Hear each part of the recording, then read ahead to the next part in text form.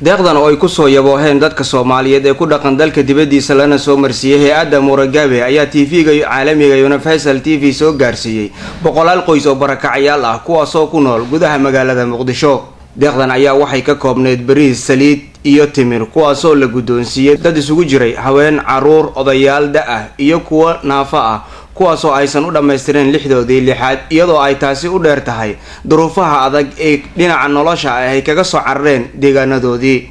deeqdan oo ay gacantooda ku qeybinayeen agaasimaha TV-ga Universal koonfurta iyo bartamaha Soomaaliya iyo maamulka hay'adda Murugaabe kuwaas oo qoys ku gacan gelinayay kaalmooyinka bini'aadanimo ee loogu soo talagalay dadkani tabaalaysan. markii ay soo gabagaboobeen howlihii tabarucaadda ayaa ugu horeyn waxaa goobta ka hadlay agaasimaha TV-ga Universal bartamaha iyo koonfurta Soomaaliya. waxaanu dhex joognaa degmada Xamar Jajab gobolka Banaadir oo dadkii ku soo barakacay magaalada Muqdisho dhawaan ay ku ildaran yihiin isla markaasina duruuf baan ay ku haysay. maanta waxaan u keenay deeq isugu jirta raashin deeq isugu jirta bariis, saliid iyo waliba timir. alxamdulillaah rabbil caalamiin waxaa mahad ay u sugnaatay Allah subhanahu wa ta'ala. waxaan mahad gaar ah aan u dirayaa ama aan u celinayaa Murugaabe Development Organization oo deeqda ay naga soo gaartay run ahaantii dadka Soomaaliyeed deeqda laga soo aruuriyay runtii aad baan ugu faraxsanahay. sidoo kale deeq iyana naga soo gaartay ayaa yani kamid ah deeqdan marka laga reebo Murugaabe ururka haweenka Digil iyo Mirifle lacag naga soo gaartay oo ay wakiil ka ahayd Aamina Xasan Barkaan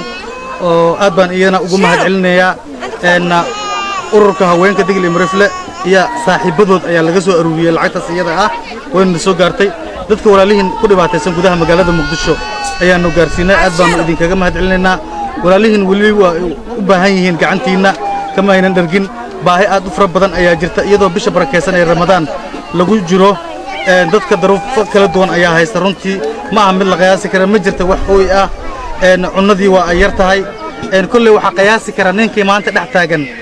dadkan walaalahayna ah ee ku sugan gudaha magaalada Muqdisho iyadoo kuwa kalena ay jiraan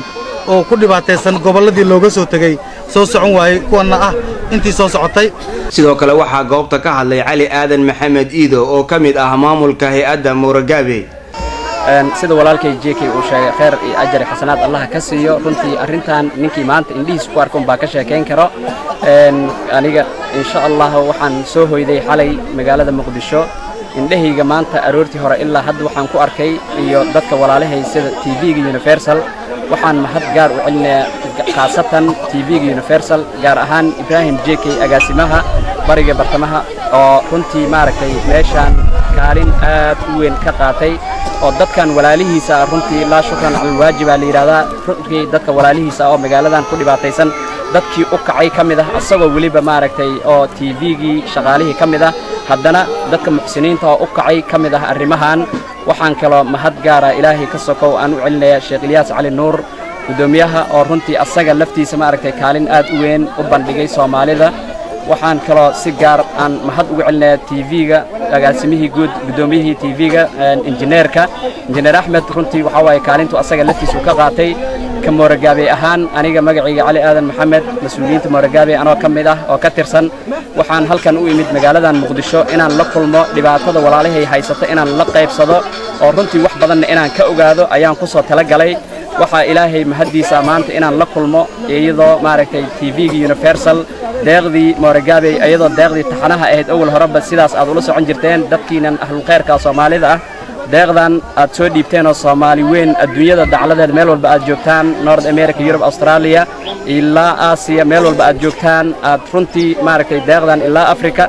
aad soo gaarsiiseen hay'adda Murugaabe aad u soo mariseen oo ayadana maaragtay si nidaamsan oo aad u hagaagsan oo bani aadan uu ku farxi karo oo halkan u soo gaarsiisay magaalada Muqdisho iyo nawaaxiga kale iyo waliba gobolada dalka iyo qaasatan waliba ilaa gobollo fogfog oo runtii halkan aan aniga ku soo koobi karin oo indhihiina aad ku aragteen oo TV-ga uu marar badan idin soo gudbiyay. aniga hadda maanta indhahayga wixii qabtay baa maaragtay iga ilmaysiiyay. waa wax aan la yaabo ilmo yaryar iyo waalidiin is haysta oo runtii dhibaataysan oo wixii hataa aan lala gaari karin oo Ilaahay baa ka bixin kara Murugaabe lafteeda aan waxbana maaragtay aan gaarsiin karin. markaad fiiriso waa percentage-ka la siinayo aad fiiriso ay tahay maaragtay inaysan ku filnaan karin. muslimiintu waxay soo dhiibeen hataa haddaad fiiriso maaragtay wax ku filan aysan ahayn. Ilaahay baa wax dhiibi karo ugu dambeyntii ayaa waxaa ka hadlay gudoomiyaha degmada Waaberi Axmed Mayle Makran isagoo uga mahad celiyay kaalinta uu TV-ga Universal ka qaatay gurmadka abaaraha ee dalka Soomaaliya. يا ما هذا السكالة مركز وجينا وراهم صبر كذا تقولون أما ما شخص كريكة عن سوق جالسين وش هذا ما دبعت له يكون جيران عن ما وكمل عن ما تيجي يسمو سيدا كلمة وحنا مهد جار له أمبمودن وراله مرجابي وكسر اليومات بالفرصة وهذه مر لبعض يمرسل هذه مرة خلاص عن سوق كل كذا قيبت أي كقاتين وحسوق جالسين تدتها هذه وماسين وأنا ما أعرف الحين وسوق بالمدينة ولا له لبعض هذه أي ما أعرف كلا قيب قاتين وحين ما أعرف لأن الملك ونفسنا كذا إلهي ما كسي إلهي نقول بدرو وأنا ما أتسيهم تكلمتك أما ما أعرف أي أنا ما أعرف سيدا كلام تحنك سوينا إني ساسو كوسوق بالمدينة كوي دبعتيسين حق مارتي عافي ما درها اسكجرتو حقه هو يكون اسكجرتو نروشي كلانتو راشينك iyo maarta maciishada kalanta dhibku wax badana maarta culeys badana dadka heeso marka waxaan jeclaalahay inay qofka Ilaahay dadka Ilaahay wax siiyay oo awood u leh inay la soo gaaraan dadka waxay la soo gaari karaan barakacayaashan Soomaaliyeed ayaa wixii ka soo kala qaxeen gobolada kala duwan ee dalka Soomaaliya taasoo ay saameysay abaar ba'an oo ka dhacday goboladaasi waxay haatan ku nool yihiin degmo kamid ah degmooyinka Xamar gaar ahaan degmada Waaberi عبد الناصر صومالي من فيصل TV مقدشو